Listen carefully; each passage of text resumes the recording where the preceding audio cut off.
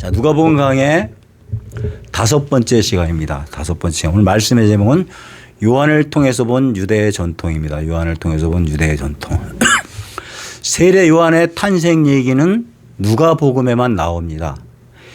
이 마태복음하고 마가복음 같은 경우는 어느 날 갑자기 세례 요한이 광야에서 나타나서 많은 사람들에게 회개하라 천국이 가까웠느니라, 회개하라 하나님 나라가 가까웠나라는 그 선포하는 모습이 나오고, 그리고 요한복음 같은 경우에는 유대 권력자들이 예루살렘에서 보내가지고 요한에게 뭐라고 얘기합니까? 네가 그리스도도 아니고 엘리야도 아닌데 무슨 권위를 가지고 세례를 주느냐 하면서 항변하는 모습이 나오고 있습니다.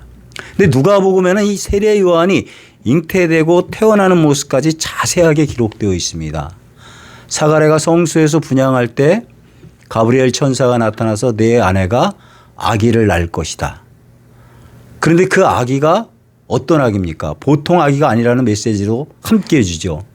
그 아이는 너희 부모에게 기쁨이 되고 많은 사람에게도 기쁨이 되고, 그리고 그 아이를 통하여서 많은 사람들이 하나님께 돌아올 것이다. 이 아이는 특별히 나시린같이 구별된 자이고, 그리고 또 뭐라고 얘기합니까? 뱃속에서부터 성령 충만하고 엘리야의 능력을 받은 아들이다. 뭐 엄청난 축복, 엄청난 약속의 말씀을 주십니다. 그런데 엘리사벳이 하나님이 주신 메시지를 믿지 않아가지고 10달 동안 입이 닫히는 일을 겪게 되죠. 근데 하나님 말씀이 그대로 이루어집니다. 뱃속에서 또 이 아이가 성령 충만한 모습으로 지난주에도 이렇게 기뻐 뛰노는 모습을 우리가 살펴봤습니다. 이 오늘 본문에 드디어 하나님이 약속하신 그 세례 요한이 태어나고 그리고 할례를 받고 이름 짓는 모습이 나오는데, 오늘 우리가 세례 요한이 할례 받고 태어나는 모습을 통해서, 세례 요한이 할례 받고 이름 짓는 모습을 통해서 유대의 전통이 어떠했는지를 살펴보도록 하겠습니다. 이 세례 요한과 예수님이 태어나는 모습, 이제 몇 주 후에 예수님이 태어나는 모습도 이렇게 살펴볼 텐데 참 너무나 대조가 됩니다. 요한은 오늘 본문에서 보듯이 태어날 때 어때요? 많은 사람들에게, 친척들에게, 동네 사람들에게 주목을 받고 환영을 받으면서 축하를 받으면서 태어났습니다. 그런데 예수님은 하나님의 아들이심에도 불구하고 아주 초라하게 미미하게 태어났습니다. 사람들이 살지 않는, 말들이 사는 그 마국간에서 태어났습니다. 오늘 본문에도 보니까 요한이 태어났을 때 동네 사람들과 친척들이 와가지고 축하해 주는 모습이 나오고 있습니다. 우리 한번 57절 말씀, 58절 말씀 한번 보세요. 제가 한번 읽어드릴게요. 엘리사벳이 해산할 기한이 차서 아들을 낳으니 이웃과 친족이 주께서 그를 크게 긍휼히 여기심을 듣고 함께 즐거워하더라. 자, 이웃과 친족이 와서 축하해 주면서 하나님이 어때요? 이 부부를 긍휼히 여기셔서 아기를 가졌다고 이렇게 얘기하죠. 이것은 어때요? 이 사람들이요, 친척과 동네 사람들이 하나님이 사가랴에게 주신 계시를 알아서 이렇게 말한 것이 아니에요. 이건 이름 지른 모습만 봐도 이렇게 우리가 알 수가 있어요. 이 사람들이 하나님이 사가랴와 엘리사벳을 긍휼히 여겼다는 것은, 말한 것은 나이 들어서 도저히 어때요? 생물학적으로 아기를 가질 수 없는 그 사가랴 엘리사 부부에게 하나님께서 긍휼을 베푸셔서 아기를 가지게 되었다고 그렇게 축하해 준 것이에요. 여기 누가복음 1장 7절에 보니까 엘리사벳이 잉태를 못함으로 그들에게 자식이 없었고 나이가 많더라. 그러니까 쉽게 이게 뭐예요? 하나님의 은혜로 이 아이가 태어났다고 하면서 기뻐했다는 것입니다. 자, 유대인들은 남자아이가 태어나면 8일째 되는 날은 무조건 할례를 받습니다. 근데 세례 요한도 유대의 전통에 따라서, 그 갈례에 따라서 할례를 받아요. 57절 보세요. 8일이 되매 아이를 할례하러 와서. 자, 요한이 태어난 지 8일 만에 할례를 받았다. 할례는요, 그 남자 아이의 그 생식기 표피를 갖다 자르는 것인데, 지금으로 쉽게 얘기하면 포경수술인데 지금 같은 경우는 그렇게 어렵지 않습니다. 이 수술이요. 근데 2000년 전, 3000년 전에요, 그 갓 태어난 아기의 생식기에 그 표피를 자르는 것은요, 굉장히 위험해요. 잘못하다가 아기가 죽을 수가 있습니다.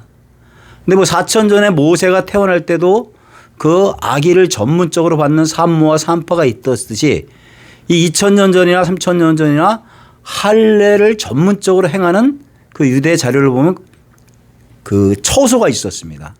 세례 요한도 아마 할례를 받는 처소에 가서 이 할례를 갖다 받았을 것이에요. 이 할례는 어떻게 시작했어요? 하나님이 아브라함에게 아들을 준다는 표징으로 뭐라고 얘기했어요?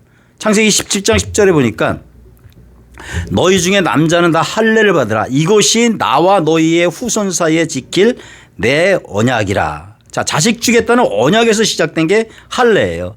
그래서 아까도 얘기했듯이 이스라엘의 남자 아이들은요, 태어난 지 8일 만에 무조건 할례를 받게 되어 있습니다. 이 누가라는 사람이 우리가 여기서도요, 굉장히 꼼꼼한 사람인 걸 또 볼 수가 있어요. 왜 그래요?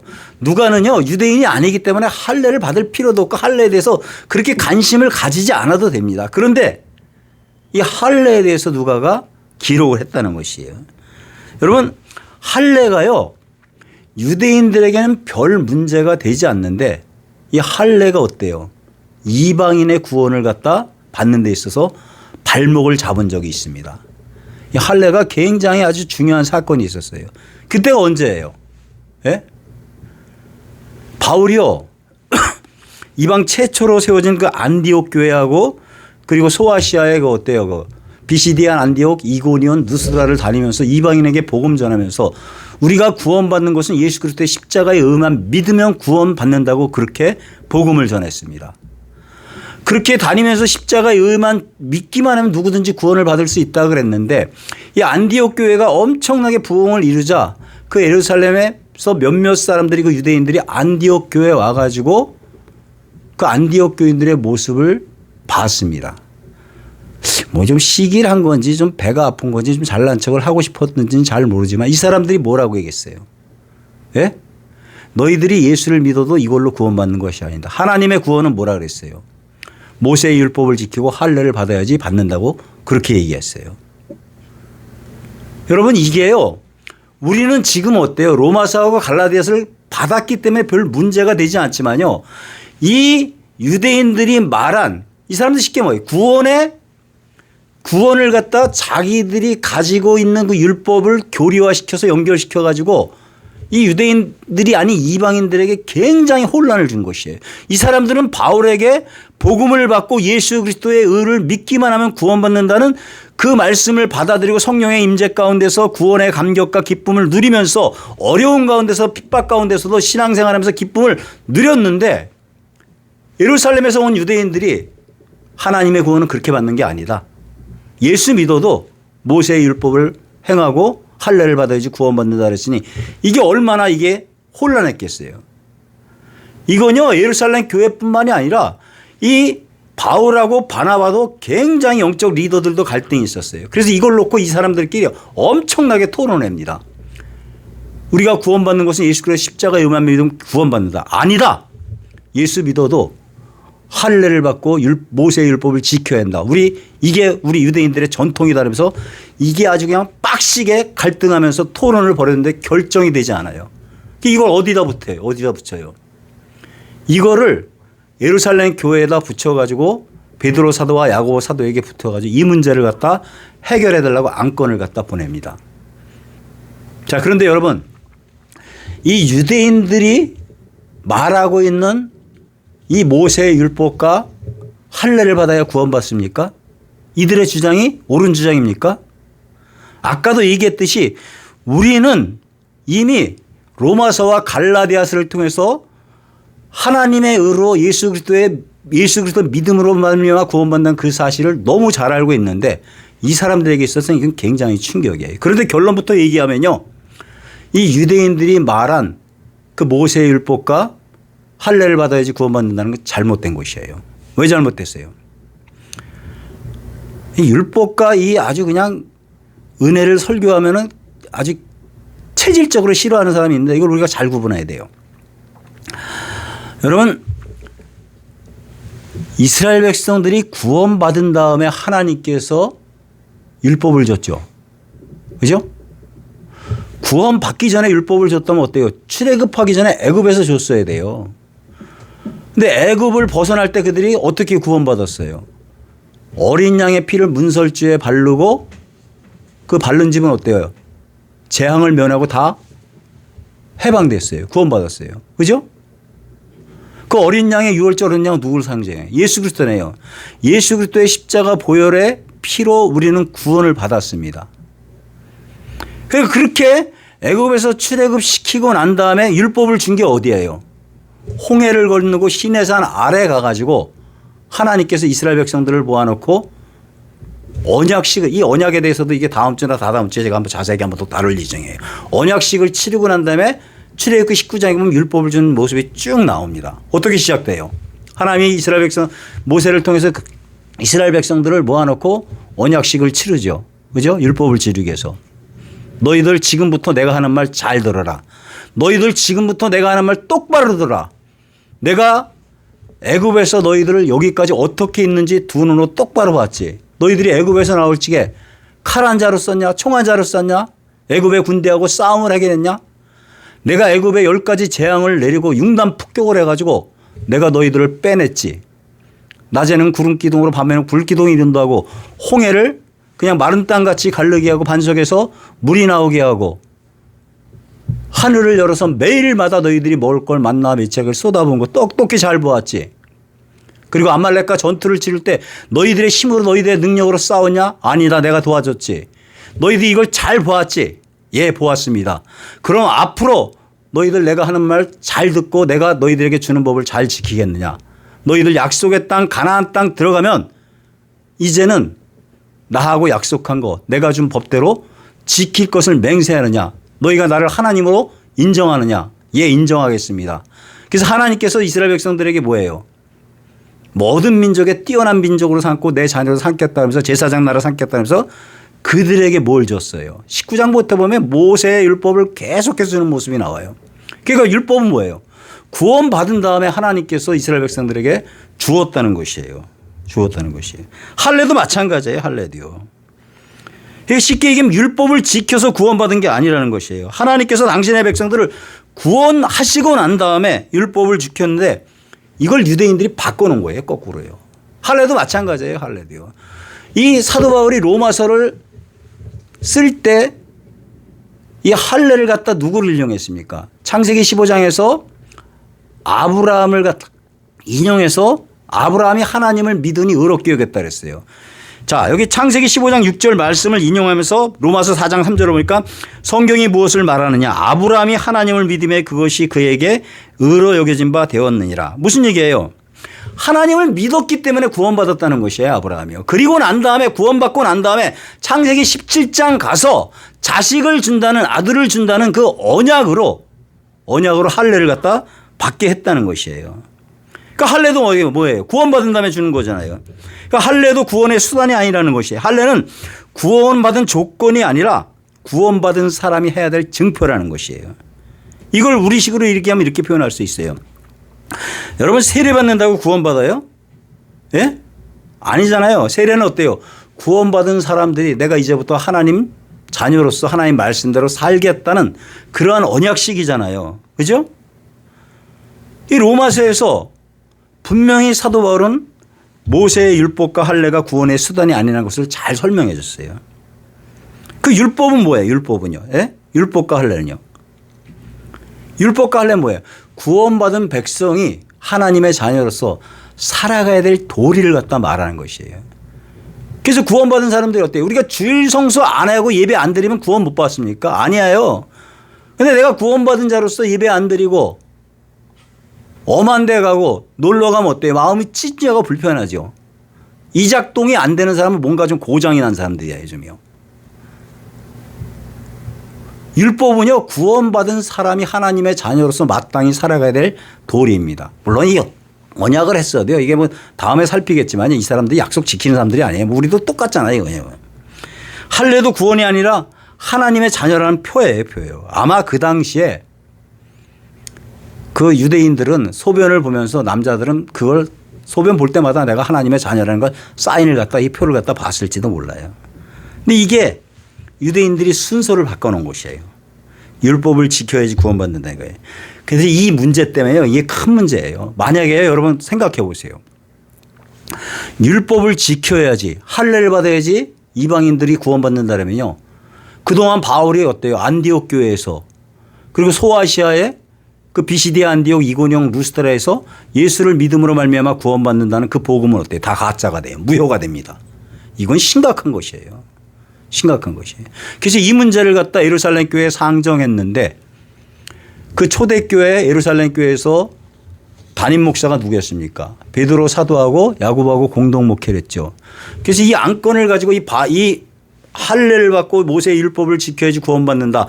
예수 그리스도의 의만 믿음으로 십자가의 의만 믿어 구원받는다는 이 사람들의 양측 사람들이 모여가지고 이 바리새파와 이 사도 바울과 바나바 중심으로 사람들이 모여가지고 이것 때문에 아주 오랜 시간 토론합니다.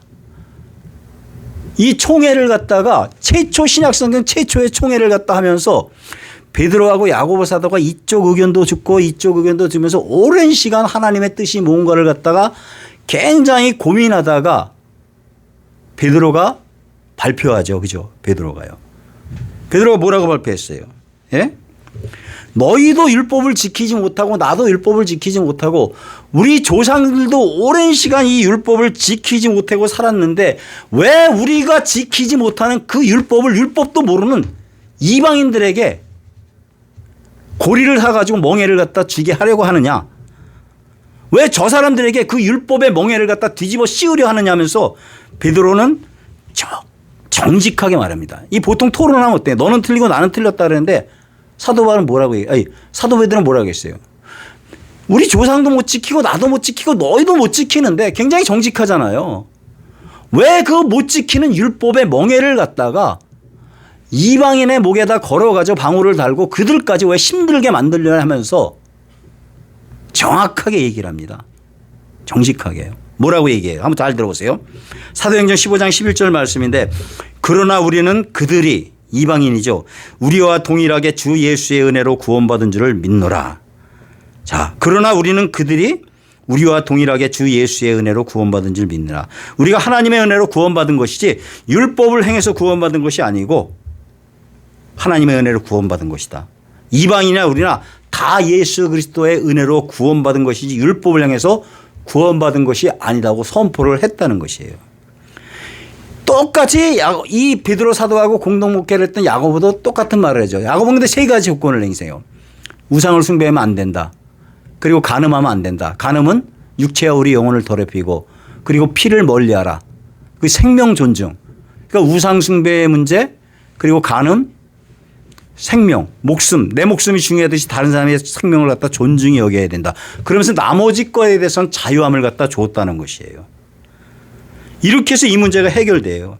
예루살렘 교회에서 최초로 구원관에 대한 교리 논쟁으로 총회가 있었는데 아주 은혜롭게 만든 것이에요. 그래서 이방인들은요. 예수 믿어도 할례 받지 않아도 괜찮았었어요. 그러나 유대인들은 어때요? 그들이 가진 전통과 관례대로 계속 할례를 받게 만들었어요. 뭐 우리식으로 얘기하면 똑같죠. 뭐 그냥. 우리는 어때요? 그냥 우리가 예수 믿어도 우리는 어때요? 그냥 추석 명절 같은 거, 이 구정 같은 거 지키는 것과 똑같이 이렇게 했다는 것이에요. 여러분 우리가 이 유대인들이 자기들이 지켜왔던 전통과 율법과 할례를 주장하는 모습을 통해서 확인해야 될 게 있어요. 뭡니까? 교회도 보면요. 참 무식하면 용감하다고 어떻게 뭐 이걸 어떻게 뭐랄까 무식하면 용감한 게 아니라 이거 뭐랄까 이거 잘못된 그 뭐랄까 이거 잘못된 그 고집이랄까 이게 각지라가 되다 보면 어때요? 그 교회의 전통과 물론 전통 중요하죠. 그리고 그 교단의 교리 자기들이 가진 그 관례를 가지고 그걸 하나님 말씀보다 더 세게 주장하다 보면 어떻게 돼요? 이게 다툼과 갈등이 일어날 수밖에 없다는 것이에요. 다툼과 갈등이 일어날 수밖에 없죠. 그냥요. 이게 신앙생활하면서 하나님 말씀보다 그 전통과 교리를 내 생각에 집어넣고 다른 사람에게 주장하다 보면 어때요? 당연히 갈등이 일어날 수밖에 없죠. 다툼이 일어날 수밖에 없죠. 중요한 것은요. 진리가 아닌 전통과 교리, 관습을 가르치고 하면 이런 변론은 다툼은 계속 일어날 수밖에 없다는 것이에요. 여러분 신앙생활하면서요. 내 생각과 내가 가진 교리를 주장하는 것이 아니라 하나님의 말씀을 나눌 때 은혜가 되는 것이에요. 하나님의 말씀을 할 때요. 그래서 우리 신앙생활하면서요. 뭐 칼빈주의, 알마니안주의, 뭐 그냥 우리 교단 뭐 그게 중요한 게 아니라요. 하나님 말씀을 갖다 나누는 것, 그게 은혜롭고 그게 정석이라는 것을 바로 알고 신앙생활할 수 있는 우리 단순한 교인들 다 될 수 있게 되길 주님의 이름으로 축원합니다. 자, 이제 두 번째로 살필 것은 이 세례요한의 이름 짓는 걸 통해서 한번 또 유대인의 전통을 한번 살펴보도록 하겠습니다. 자, 세례요한도 유대인이었기 때문에 유대인의 갈릴레에서 태어난 지 8일 만에 이제 할례를 받습니다. 그리고 유대인들은 할례 받을 때 이름을 줘요. 예수님도 똑같아요, 이제. 이제 2장에 가서 살필 텐데 예수님 똑같아요. 자, 근데 사람들이 이 세례 요한이 태어나서 8일째 할례 받는 모습을 보고 친척들과 동네 사람들이 다 기뻐했어요. 여기까지 아무 문제가 없어요. 여기까지요. 근데 아이 이름 짓는 과정에서 문제가 생겨요. 문제가 생겨요. 자, 어떤 문제가 생긴지 아세요? 유대인들은요, 그 자식의 이름을 줄 때 자기 선조들이나 아버지의 이름을 갖다가 따가지고 짓습니다. 이건 제가 그 미국이나 그 남미, 이게 야구를 좋아하다 보니까 이게 참 미국이나 그 남미 사람들을 보니까요, 그 야구 선수들 보니까 중간에 그 미들네임이 있더라고요. 보니까 아버지 이름 따가지고 할아버지 이름 따가지고 무슨 타티스 주니어 1세 뭐 타티스 주니어 2세 해가지고 미들네임이 있더라고요. 그러니까요. 마찬가지로 유대인들도요, 이 자식 이름을 질 때 자기 조상 중에서 존경받고 인정받은 그 조상이나 아버지의 이름을 따가지고 짓습니다. 왜 그런지 아세요?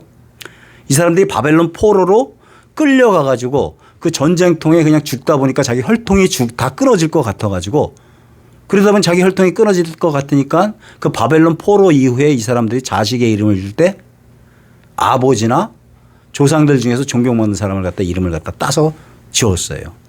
그런데 그 당시에 사가랴도 많은 사람들에게 존경받는 제사장이었기 때문에 이 아이의 이름을 갖다가 사가랴라고 짓자고 그렇게 얘기를 했습니다.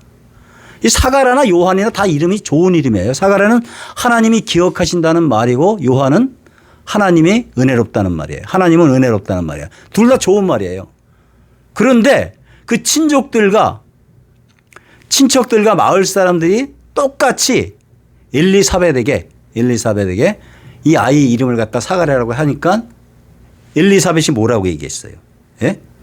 59절부터 61절까지 말씀 보겠습니다. 59절부터 61절까지 말씀이요. 8일이 되매 아이를 할례하러 와서 그 아버지의 이름을 따라 사가랴라 하고자 하더니 그 어머니가 대답하여 이르되 아니라 요한이라 할 것이라 하매 그들이 이르되 내 친족 중에 이 이름으로 이름한 이가 없다 하고. 자, 사가랴라고 지니까 그 엄마 엘리사벳이 아닙니다. 나는 이 아이의 이름을 갖다 요한이라고 지을 것입니다. 그랬더니 그 친족 중에 뭐 나이 많은 사람들이나 그 어떤 그 어른들이 별로 이렇게 기분 좋지 않게 생각했죠. 그죠? 그죠? 그러면서 뭐래요? 이건 우리 가족의 전통, 우리 친척의 전통을 무시하는 것이다면서 이렇게 하면서 이 의견을 갖다가 남편에게도 물어보겠다 그랬어요. 생각을 했어요.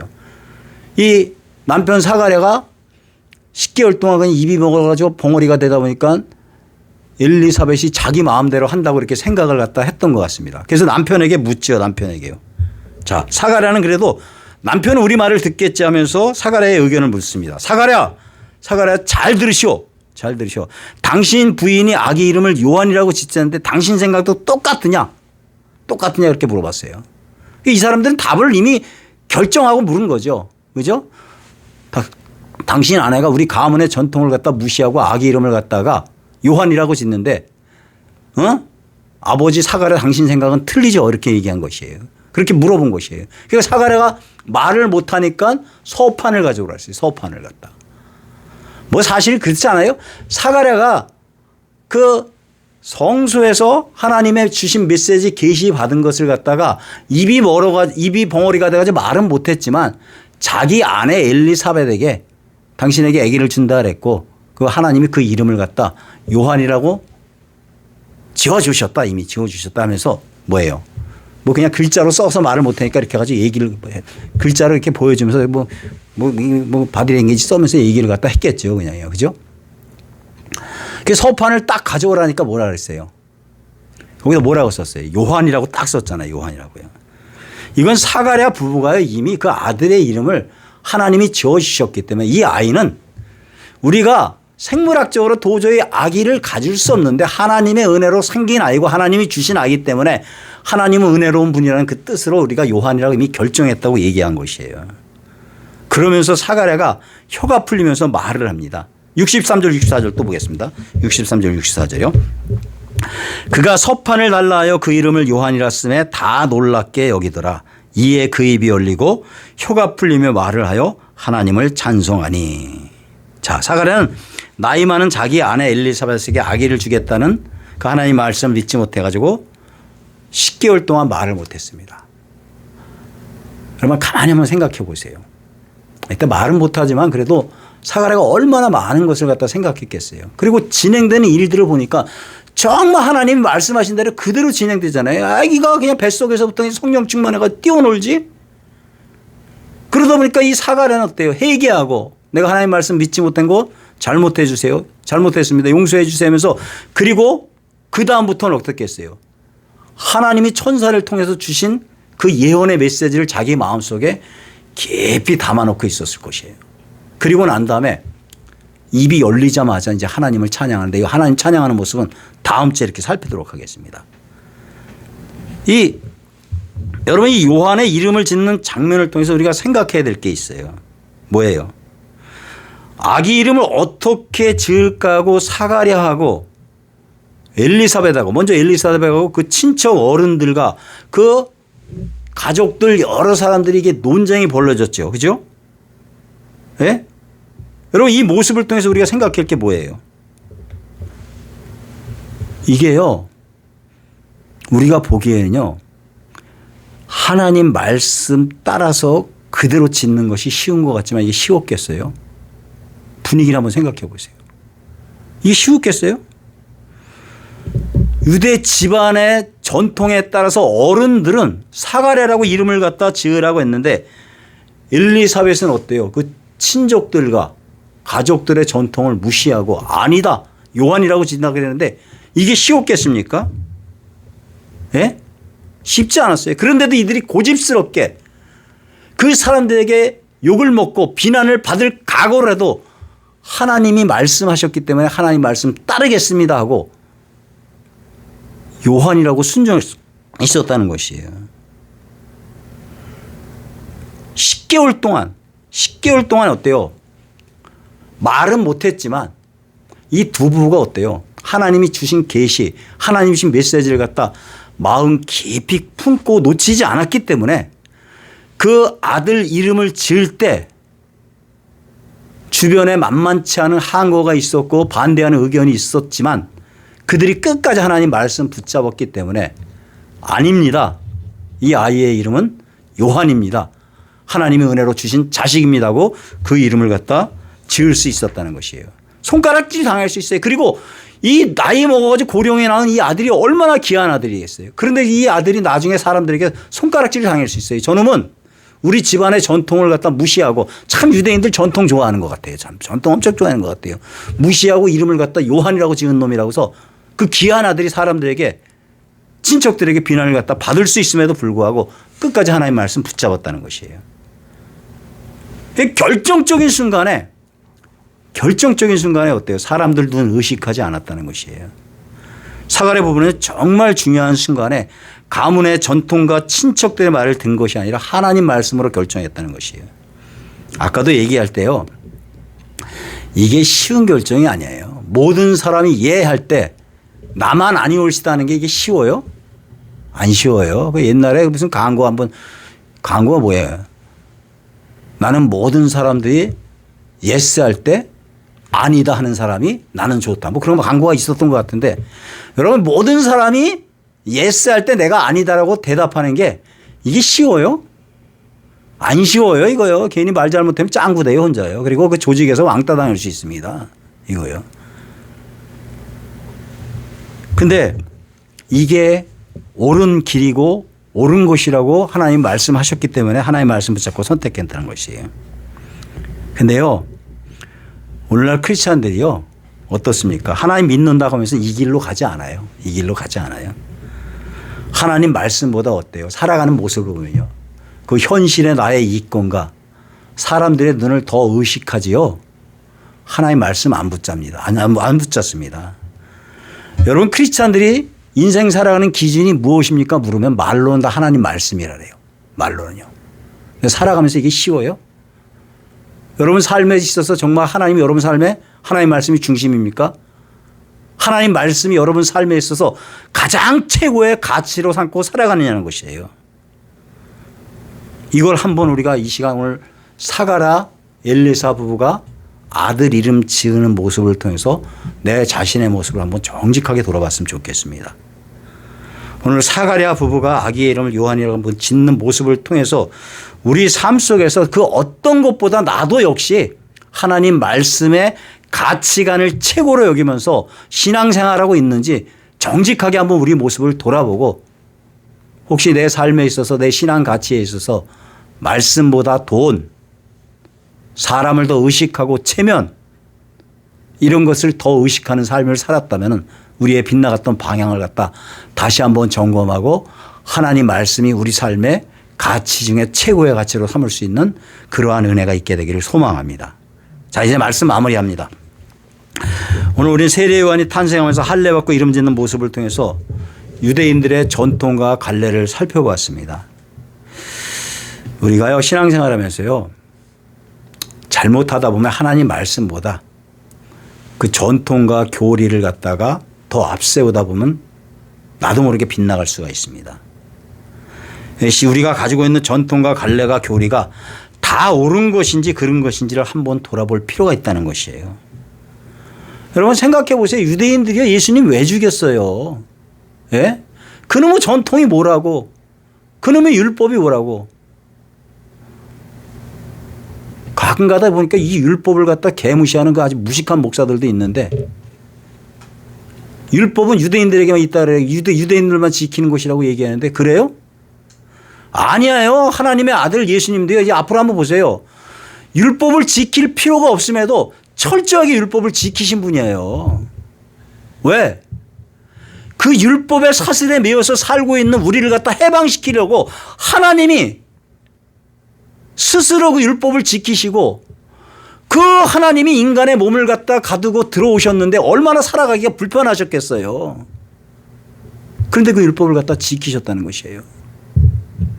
우리에게 율법의 사슬을 벗어나게 하기 위해서요. 그래서 우리도 하나님 말씀 지키려고 애쓰고 살아야 된다는 것이에요. 전통보다 중요한 것은 하나님 말씀이라는 것을 확인했으면 좋겠습니다. 우리가 그 어떤 것보다 하나님 말씀을 우리 인생의 최고의 가치, 머리부터 발끝까지 뭐 세상이 시대가 엄청나게 변하고 모든 가치를 뒤집어 흔든다도 우리 예수 믿는 사람들의 최고의 가치는 하나님 말씀의 가치관으로 살아가는 것이 하나님이 가장 원하시고 하나님이 가장 기뻐하신다는 삶이라는 것을 놓치지 않는 신앙이 그 사가랴와 엘리사벳을 통해서 다시 한번 점검되어질 수 있는 복된 은혜가 있게 되길 주님의 이름으로 축원합니다. 자, 기도드리겠습니다.